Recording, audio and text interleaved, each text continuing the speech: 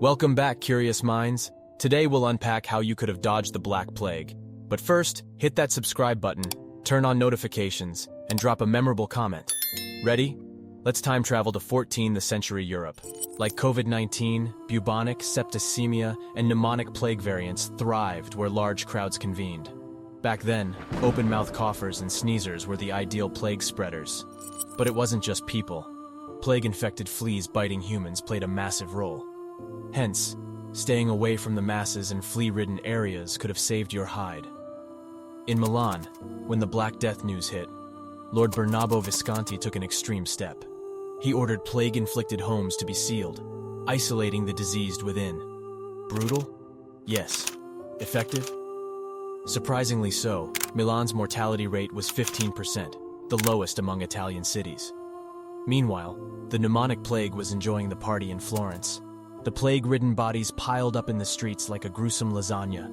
Cleaning up this mess was the Bacchini, a group of low-stature plague-ridden men. They cleared the streets while the rich fled, leaving the cities deserted. Even Pope Clement IV survived, thanks to a ring of fire. It deterred rats and fleas, and humans too, from approaching.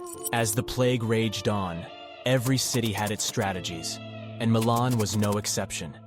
When word of the plague crept through the Italian peninsula and reached the ears of the stern Lord Bernabo Visconti, he resolved to guard his city with an iron fist. His draconian methods were chilling to behold. At the mere whisper of infection within a household, the house was sealed, locking in both the living and the dead in an attempt to halt the transmission of the disease. A harsh and seemingly cruel measure indeed, it was met with a mixture of terror and approval. Still, the city's stone-cold tactics reaped benefits. While the plague gnawed away at Europe, Milan stood strong, its citizens better shielded from the invisible enemy.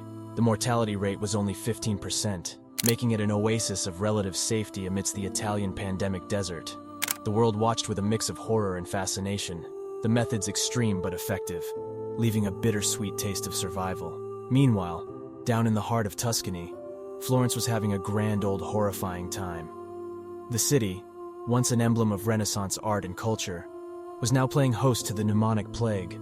The plague reveled in the city's narrow streets and cramped houses, festering and multiplying like an unwelcome guest. In Florence's streets, corpses were piled high, layer upon layer, reminiscent of a grotesque version of the city's famed lasagna. This grim task fell upon the Bacchini, a band of men already afflicted with the plague, consigned to society's lowest rung.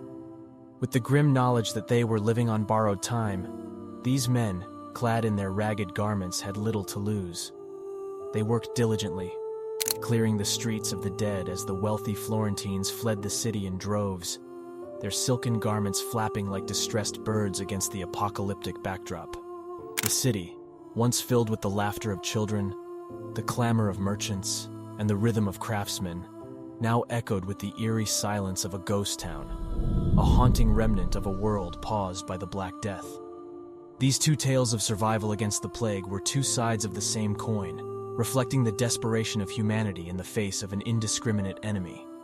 One city chose rigid enforcement and isolation, while another was left deserted by its wealthy citizens, left to be cared for by the diseased and the desperate.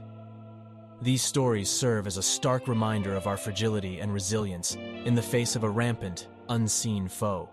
In 1666, the Great Fire of London demonstrated fire's effectiveness again, incinerating a large population of plague-spreading rats and fleas. Medical practitioners eventually adopted a plague uniform, an overcoat, hat, and a bird-like beaked mask filled with sweet-smelling items, believing the bad air or miasma spread the disease. This ensemble, strange as it was, provided a degree of protection. Remember the flagellants? These religious zealots publicly flogged themselves, believing God sent the plague as a punishment for sins. Their well-traveled lifestyle, unfortunately, helped the disease spread. The only safe course? Stay away. Certain cities implemented the concept of quarantine, an Italian invention, or 40 giorni, meaning 40 days. They sealed their borders and ports, enforcing a waiting period on incoming ships to ensure they were plague-free. Even when extreme measures were taken, many cities like Pistoria in northern Italy still lost a staggering 70% of its population. Perhaps they should have focused more on keeping their citizens healthy. research shows that those in poor health had higher mortality rates.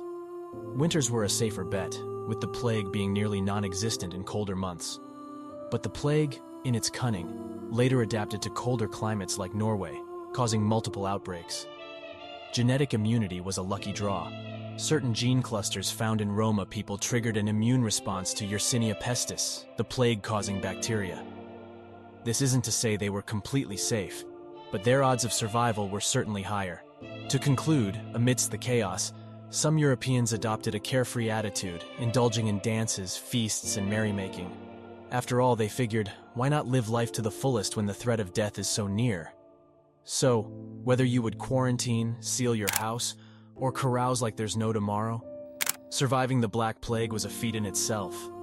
Remember to subscribe and stay curious, and as always, we'll see you in the next one.